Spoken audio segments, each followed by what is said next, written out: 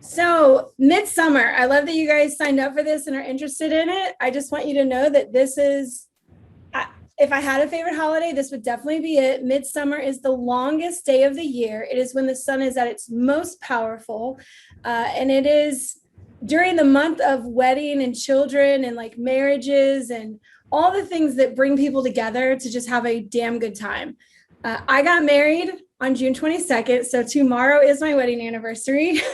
And I did it. I love that my husband lets me, but I picked the date, of course, because it was closest to midsummer. And I'm like, honey, this is the time when the sun is the strongest and the fairies will give their blessings and like all this fun little magical stuff.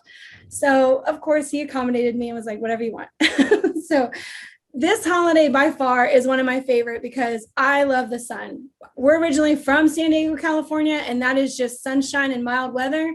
And since that time of being a kid and growing up there till I was about 10, I've been seeking that peace with the even sun and being able to appreciate the night. Often when we talk about energies, we'll talk about the negative and positive energies. Well, the moon and the sun are the same sort of way of feminine, masculine, night and day, light and dark, however you want to see it. But so sun would be that masculine light energy, things that are in your forefront. So this is the time to dance and scream and shout and drink and be loud and merry and make like a million friends that maybe you don't see in the wintertime. But this is the time when that energy and people is so high. You want to become friends. You want to meet people and get out there. The social aspect during this holiday is high. So I appreciate it since I'm a water sign and I'm normally an introvert. This is the holiday that offsets me. That's like, now I can be sort of wacky and crazy and out there and people don't see it as weird. And I don't see it as weird because I'm like, this is how I celebrate. I just throw myself out there and I'm like, say hi to everybody. So during this holiday specifically, if you are that quieter, shy person, this would be the time that if you wanted to try something new and get out there and really like, if you wanted to label it as a masculine versus feminine energy that you want to invoke, or the lighter side of yourself versus the intro, the turning inside yourself thinking part, which is like our winter season, this is the height of that. And that's what we really celebrate. So if you talk about celebrating midsummer and it being the longest sunshine day of the year, it's about getting out there and really doing stuff that has that bright, fiery feeling. And even through the night, you know, in the old country, they used to burn fires for weeks, keep them going as long as they possibly could to give thanks to the sun, to honor the sun. This is also the perfect time to start collecting the bounties of earth. So a lot of this will tie back to the home and the hearth. So being around fires, eating big meals together, collecting as many fruits and vegetables from the land that you can. It wasn't a time of eating animals. So normally you might eat fish during this time, but really it was like the garden has been in for several months. Everything's starting to bloom. The first fruits and vegetables are really going. And with us being in Florida, it's, you know, I feel like we have that year round. There's so many foods we can grow year round, and our growing season is more in Florida. But you have to appreciate that, like all around the country, or at least in the northern parts for sure, they're sighing this like massive relief. I think of Jessica up there, you know, in her winter days still when it was the beginning of May. I'm like, oh my gosh, this is why I live in Florida, because I like the heat and the sun. But that's what this holiday is really about, is putting on your bright sunny face and getting out there as much as you possibly can, really soaking up the sun. And the magical associations with that would be anything that you really want to bring a masculine, powerful energy to. The feminine energy in magic would be that reflective, softer, emotional stuff that you want to work on. But this is like, I want to be in control. I want to, you know, it's the I want and the I will, and I'll make it happen. And I'll be damned if anybody's going to tell me what I'm going to do. This is the time for that change. So any spell working that you would want to do around owning something, I mean, really coming in like position of power and command of something, this is the time for that. I want to take a break because I did not have a script tonight. Normally when we do celebrations, we just really all talk and share in whatever we're feeling or thinking as far as the celebration goes. I have some super nerdy things that I want to tell you guys about to get you to think, and then some exercises towards the end to really help you dive into the power during this time of the solar sun being so incredibly powerful and hot and flamey and anything fire. So if you're a night person and fires are okay, like do that. I would not suggest having a fire in the daytime. We would die. We would all die. It's too hot. All right. So what questions do we have about Midsummer? What else would you guys like to know? Each of you is on a different path right now and a focus maybe that you're learning more about. So it could be spells, herbs, the shadow work during this time. I open the floor to you guys. I have my hand up. All right, Kat, what would you like to ask? How would you, so you decorate your home at different seasons, right? Mm-hmm. So what kind of things, how would you maybe decorate your home differently for Midsummer? Yes. So Midsummer is definitely about that sun energy, and this can include sunflowers, of course, right? So there's these elements that really associate themselves with not necessarily spring, but that hot heat summer. Like sunflowers can take the heat of summer. They need water still, but you've got the sunflowers representing the sun. You've got sunflower seeds, if that's a thing for you, keeping sunflower seeds around. Oranges, which are anything that's like orange, red, even some yellows. That's the color therapy that goes with this holiday. So all the peppers that are the bell peppers, red, orange, and yellow, not green ones. If you guys don't know, they're terrible. Don't try the green ones. And then oranges, apples, anything that you can pick that would resemble a circular. So anything circular, orange, red, and yellow, and bright and sunny. So this is like the time of light. Even in medicine, a long time ago when people used to get sick, they'd like shut you in and put you in the dark, and it was the worst thing for you. Those damp conditions are like, it makes your sicknesses worse. Now is the time to open up your entire house, let the heat in, burn out all the bad stuff. I mean, this is about letting the fire into your house. So candles would be another thing. Don't have a bonfire in your house, not a good idea. So the burning of stuff. So invoking that fire energy, however you connect with fire. Incense, maybe. Incense, candles. I mean, I think one of my favorite things to do is to grow marigolds. I love marigolds, and they're a perfect association with the sun because you can grow them in yellow and orange. So I try to start them earlier in the spring. And this year I did something called a firecracker marigold. Those suckers are like almost as tall as me, and the flowers on them are massive. Like, what kind of GMO stuff is this? I've never seen a marigold so big, but it's actually a marigold that is not a GMO. So the little dwarf ones that you see, those are the GMO ones. And I'm like, that blows my mind. Something new I learned. Just so you guys know, I'm nerdy like this. But so red, orange, yellow, flowers, circular things, oranges. Yeah. Okay. Thank you. Lights, lots of light. Let light into all your spaces. Clear out the old winter dust and let it all burn out. All right, what other questions do we have? The decorating one was good. Good job. She always saves me with questions.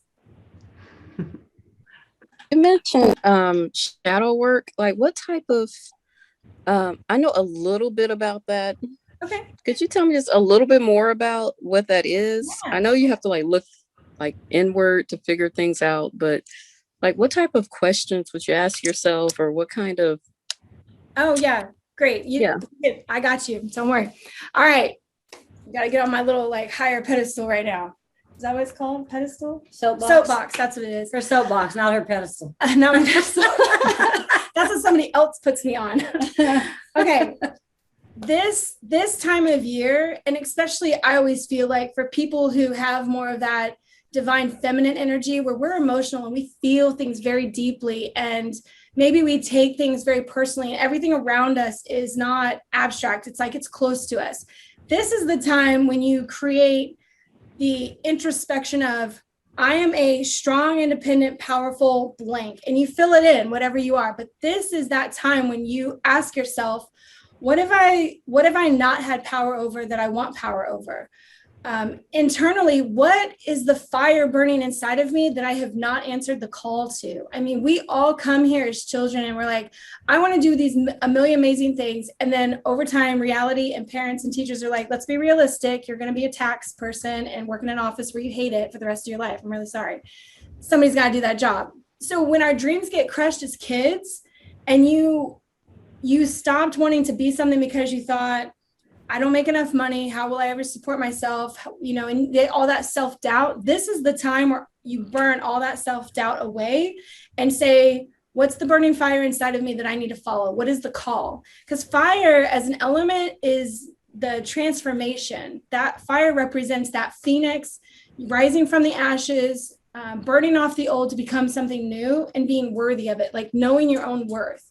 This would be the time to shine the light into the parts of yourself that you don't always like to admit or see or deal with, past hurts and pains that have made you feel powerless. Since the sun energy is a power symbol, that's the kind of reflection that you do for shadow work. And shadow work on that it's the psychological side of healing yourself through magic or spells or rituals or witchcraft. We call it the shadow self because it's the part of ourselves that we don't want to admit is there, but is always there, that we need to work on so that we can grow in the actual light. So the shadow self is like the unilluminated self, the self that is still hurt from those past things, that is still burdened by other people's opinions because we give them too much authority over our lives. That's more what shadow work is about. And to relate it to this time, usually shadow work is considered definitely a winter exercise is when a lot of people do shadow work because you are stuck inside more and you can get more maybe of that alone time and sort of that cave, go into your inner cave. But to work on shadow work during the summer is really good because it doesn't allow you to stay in thought too much. You have to go out and act. So this is the time of action. Can I talk about you for a second? Sure. Yeah. Okay. So recently my mom told me, she's listening to an author that I told her about that I really love, Joe Dispenza, but he has this exercise where you meditate and you're envisioning yourself walking towards the person you want to be. So say in the distance, you're able to picture this image of yourself that is everything that you want to be and you just don't really know how to get there. And the whole purpose of this is to walk yourself closer to who that person is so that you can attain that, so that it doesn't seem so far away. It's not unobtainable. And I know that there was something, I hope it's not too personal. I know that it's fine. Everybody knows all my business here. And if you don't, I'll tell you at the end of this. So with her and being newer to Florida and a single woman at her age, I'm 40, so you can guess. I'm 45. That's right. Plus, you are. Plus a few. Plus 20. So being single at this stage in her life, this is not where she imagined herself to be or wanted to be. And also, she doesn't have the time yet to really make friends or connections that she wants. So before, you had friends of circumstances, people I work with, people that I've known for a long time, and maybe you don't have anything in common with them after 10 years, but you're still friends because how do you tell somebody, yeah, we're just not compatible anymore, so I'm breaking up with you? I mean, it's kind of weird after you've been friends with somebody a long time. So when she came here, that was her fresh start. That was her midsummer day where it was like, boom, slate's clean. All of a sudden you got to rebuild yourself, go out and get it. And, that was. And then COVID. And the shockingness to her system and like the being alone and going through all of these things. So now what she told me the other day was picturing herself walking towards the person that has witchier friends that believe like she does, that have things in common with her, that it doesn't matter age, race, gender, whatever. It's like, it's about accepting people into your life that you feel belong there, like letting the universe lead you to people that have a place for you. It's not relationships of convenience anymore. It's I choose you. Like we have things in common and it doesn't matter what you look like or anything. I mean, obviously it's the belief things, but male, female, older, younger. She met a girl who was like 27 and then she met a lady that was like 80. So there's been these run-ins just in the last couple of days, actually. Over the last, Saturday.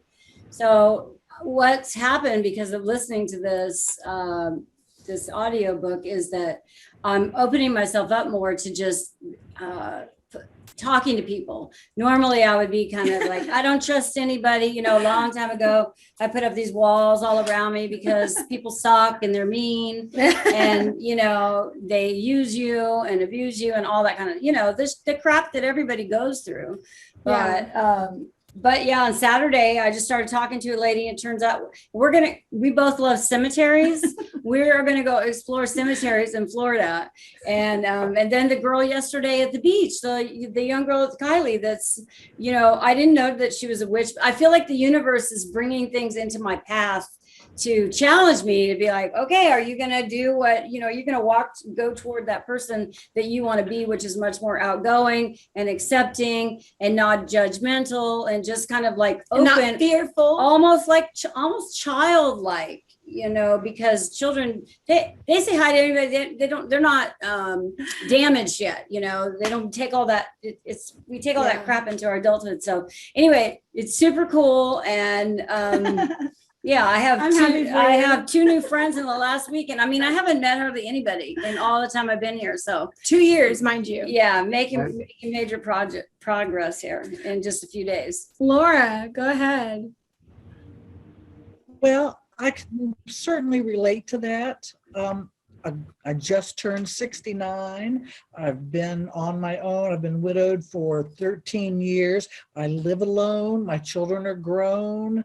And then I'm like you, wanting to open my path. And what do? I moved to a teeny tiny little town in North Carolina, you know, and then COVID also. I totally can relate to that. But it's funny because I'm on one hand very shy, and on the other hand very outgoing, as if to cover up that shyness. That's always been what I do.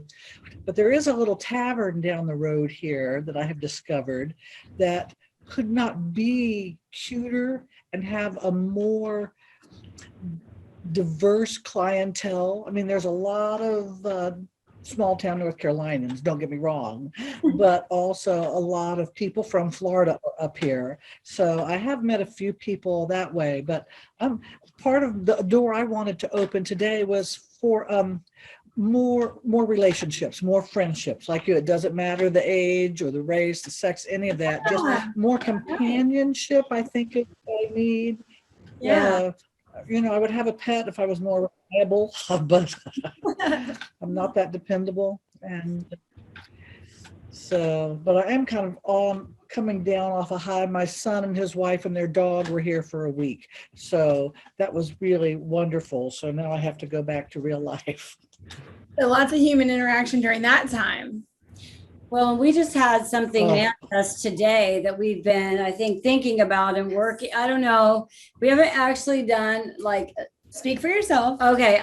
Have you done? Yes. Okay. Of course I did. So my son has been here and his wife have been here from Denver since November because of COVID. Everything shut down in Denver. So they're like, we're going to come and live there. You know, we're not going to be we're not going to have to go back to work until next year sometime. So anyway, work from home ends at the end of this month, and he's been looking for a job, and it's been like, oh man, I don't know. They've been talking about, when do we have to go back? When's our deadline of going back? Today he texted us and he got a job in Tampa. So he accepted a job in Daytona Beach, and move across the state, which is okay. At least he's here. But then he had this other thing going, and he has another thing going, but he got an offer for the job in Tampa, and it's remote. And so we're just so thrilled that we're going to get to keep him and his wife here with us. And like, I just feel like all the energy that, you know, Jamie's evidently done some spell work that I wasn't aware of, which is fine. As a new witch, I'm a little bit nervous about spell work. I don't want to do something wrong and influence something that I shouldn't.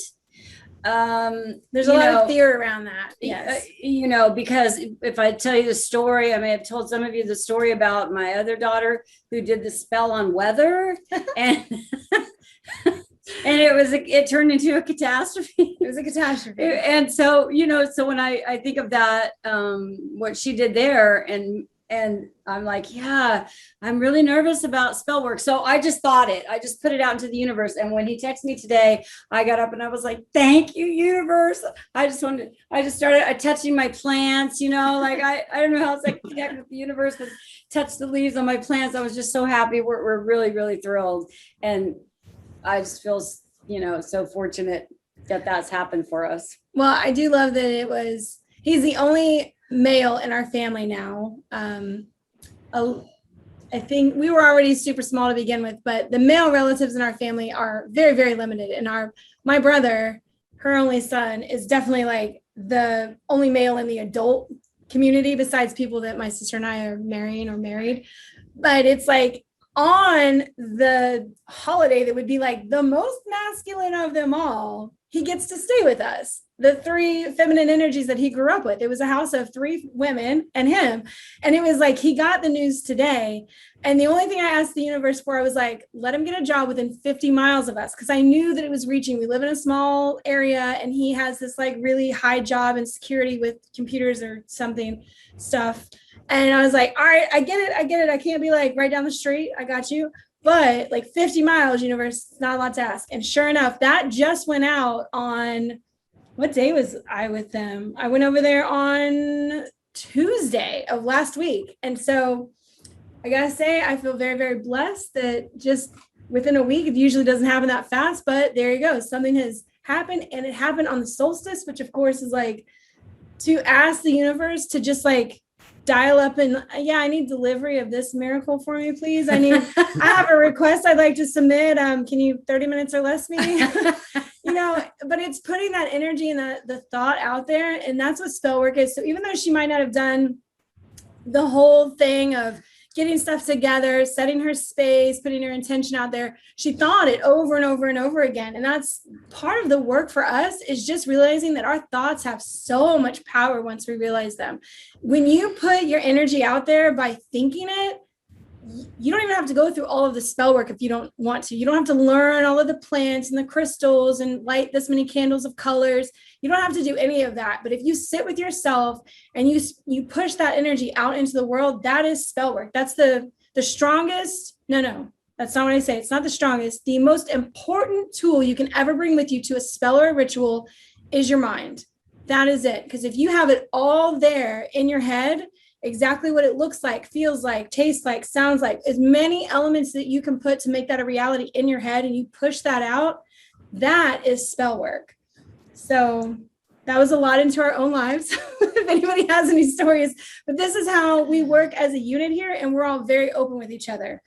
Well, very open. The other thing I was thinking about is, so if anybody on this call has something that they've thought of that would like to take advantage of this particular energy right now, there's still some days to do that, right? Because this lasts about 5 days. So you got 5 days before, 5 days after. Yeah. Okay. So if there's something you're thinking of, if that would be good for this, it's not too late. It's not a cutoff at the end of today, Yeah. So. I always like to explain that with holidays, we have 8 of them as witches. We celebrate 8 different holidays, which is amazing because every 6 weeks we get together, be rowdy, drink a little, and celebrate something.